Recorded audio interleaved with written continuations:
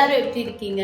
Krishna Jayanthi special, அதாவது கிருஷ்ண ஜெயந்தி மட்டும் இல்லைங்க, ஆடி மாதம் முடிஞ்சாலே நிறைய செலிப்ரேஷன் வீட்டில் வர ஆரம்பிச்சிடும். விதவிதமான ரெசிபிஸ், ஒரு கடவுளையும் நம்ம ஒரு நாள் வழிபடுவோம், சந்தோஷமா இருப்போம். இந்த வருஷம் எனக்கு என்னோட மாமனார் போனதுனால கண்டிப்பா எந்த ஒரு ஃபங்க்ஷன் என்னால் செலிப்ரேட் பண்ண முடியல. ஆனா ரெசிபிஸ் உங்களோட ஷேர் பண்ணலாம்ல, அதனால கிருஷ்ண ஜெயந்தி ஸ்பெஷலா அவல் பாயசம்ல நிறைய டெக்னிக் இருக்குங்க ஆக்சுவலா. ஏன்னா அதோட இன்கிரீடியன்ஸ் வந்து கொஞ்சம் இடக்கு முடுக்கான இன்கிரீடியன்ஸ். ஸோ அவல் பாயசத்தோட டெக்னிக்கா மெயினா சொல்லி கொடுக்க போறேன்.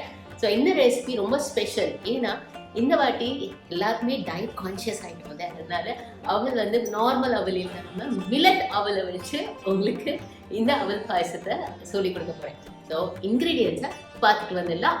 மில்லட் அவல் பாயசம் கிருஷ்ண ஜெயந்தி ஸ்பெஷல்.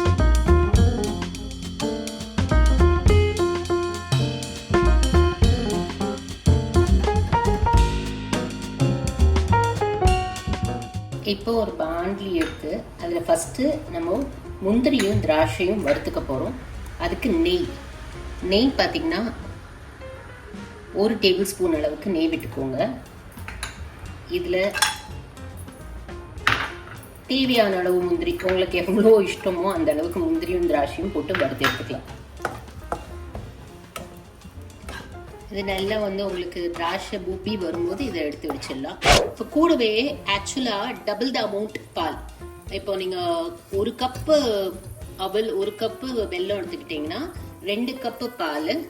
அதை அடுப்பில் சைடில் சிம்மில் வச்சுக்கோங்க. அது ஒரு பக்கம் சிம்மில் சூடாயிட்டு இருக்கட்டும். ஏன்னா இதோட டெம்பரேச்சர்லேயே அந்த பாலும் இருக்கணும் நம்ம அதை ஆட் பண்ணும்போது. இப்போ உப்பிடிச்சு இப்போ இதை எடுத்து ஒரு பாண்லியில் சேர்த்துடலாம். சட்டு புட்டுன்னு ஆயிடுங்க இந்த அவல் பாயசம் மட்டும். அப்படியே கண்ணை மூடி திறக்கிறதுக்குள்ள உங்களுக்கு அவல் பாயசம் ரெடி ஆகிடும். நார்மலாகவே பாயசம் ஈஸி தான், இதில் அவல் பாயசம் ரொம்பவே ஈஸி. இப்போ இதே எண்ணெயில் என்ன பண்ண போகிறோன்னா அவலை போட்டு வறுத்து எடுக்க போகிறோம். அந்த நெய்யிலேயே அவலை நல்லா வறுத்து எடுத்துக்கலாம். ஒரு 2 மினிட்ஸ் வறுத்தா போதுங்க. இன்பிட்வீன் இந்த பாலில் என்ன பண்ண போகிறோன்னா பாலில் குங்குமப்பூ கலந்து நல்லா அதை தனியாக இது பண்ணி வச்சுக்கலாம். ஸோ இப்போது நல்ல ஸ்மெல் வந்துருச்சு. ஸோ இப்போ இதையும் எடுத்து தனியாக நம்ம எடுத்து வச்சுக்கலாம். இப்போது பாண்டிலேருந்து எல்லாம் எடுத்து வச்சாச்சு. ஸோ சேம் பாண்டியில் வெள்ளத்தை சேர்க்க போகிறோம். வெள்ளம் எந்த அளவுக்கு சேர்க்குறோமோ அதில் பாதி தண்ணி சேர்த்தா போதும். இப்போ இந்த வெல்லம் பார்த்தீங்கன்னா ஆக்சுவலி இதில் வந்து ஸ்ட்ரெயிட்டாக தூள் பண்ணி வருது. இதில் உங்களுக்கு மண்ணெல்லாம் இருக்காது. ஸோ ஈஸியாக உங்களுக்கு ரெடி ஆகிடும். அதனால் நான் இதை வடிகட்டணுங்கிறது அவசியம் இல்லாதனால ஸ்ட்ரெயிட்டாகவே இதே பாண்ட்லியில் பண்ணுறேன். உங்களுக்கு வெல்லம் நீங்கள் தனியாக வாங்கியிருக்கீங்கன்னா அதை வந்து வடிகட்டி அதுக்கப்புறம் அந்த பாகை யூஸ் பண்ணால் கரெக்டாக இருக்கும். பாருங்க உடனே கரைஞ்சிருச்சு. பாருங்கள் பாகு சூப்பராக ரெடி ஆயாச்சு. இப்போ என்ன பண்ணணும்னா அவல் வறுத்து வச்சுருக்கிற அவலை இதில் போட்டுடணும். நல்லா அது அவல் ஒன்று சேரட்டும். இதில் வெள்ளை பாகில் ஆக்சுவலி அவல் வேகணும். நல்லா ஒன்று சேர்ந்து நல்லா மேஷ் ஆகிற அளவுக்கு அவல் கொஞ்சம் பொறுமையாக வேகட்டும். அண்ட் அந்த எசன்ஸ் அப்படியே அந்த ஸ்வீட்னஸ் அப்படியே இறங்கிடும். இது பாருங்கள் இப்போ வந்து ஆக்சுவலாக நல்லா இப்போ அந்த அவலை கூட வெல்லம் அண்ட் அந்த நெய்யில் எல்லாமே இருக்கிறதுனால அதோட ஸ்மெல்லே வீடு முழுக்க கமன்னு வரும். ஸோ கிருஷ்ணர் நம்ம கூப்பிடாமே வந்துடுவார். இந்த ஸ்மெல்லை பார்த்தே கிருஷ்ணர் ஓடி வந்துடுவார். அண்ட் இந்த அவல் வந்து இதோட ப்ராசஸ் டைமிங் பார்த்தீங்கன்னா இந்த பால் தான். இந்த பால் வந்து நல்லா பொங்குற அளவுக்கு இப்போ தான் புகை வந்திருக்கு. அண்ட் காய்ச்சின பால் யூஸ் பண்ணுங்கள்.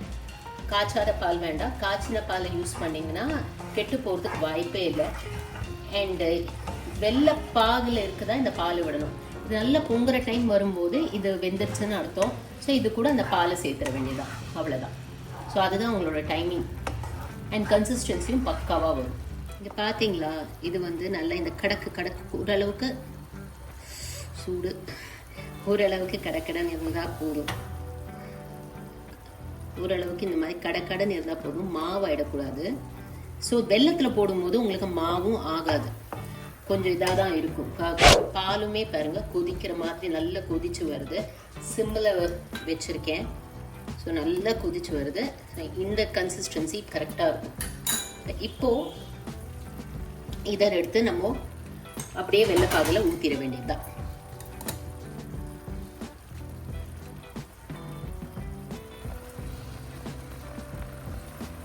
ஃபஸ்ட்டு கொஞ்சம் விட்டுக்கோங்க, நல்லா கலந்து விட்டுருங்க. ஒன்று சேரட்டும்.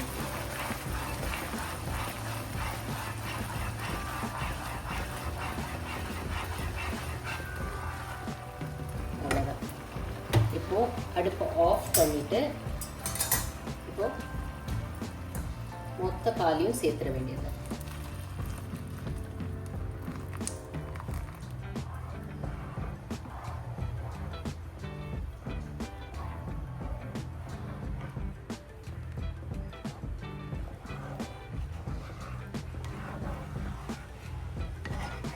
அடுப்பை சிம்மில் வச்சுக்கோங்க. சிம்மில் வச்சுட்டு ஒரு லேசாக ஒரு கொதி விட்டால் போதும். இது கூட கடைசியாக முந்திரி திராட்சை எல்லாம் சேர்த்துட வேண்டியதுதான். இப்போ இது கூட கடைசியாக நம்ம எடுத்து வச்சிருக்கிற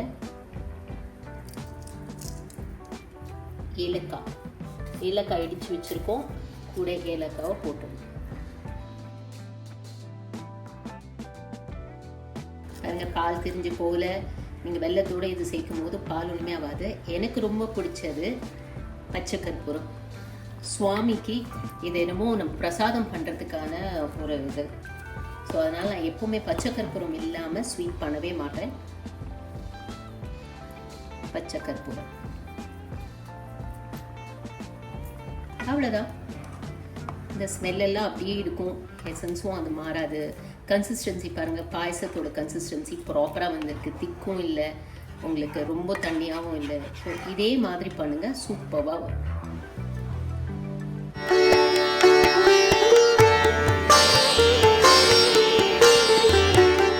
கிருஷ்ணருக்கு கொடுத்தாச்சு, நாம சாப்பிட்டு பார்ப்போமா?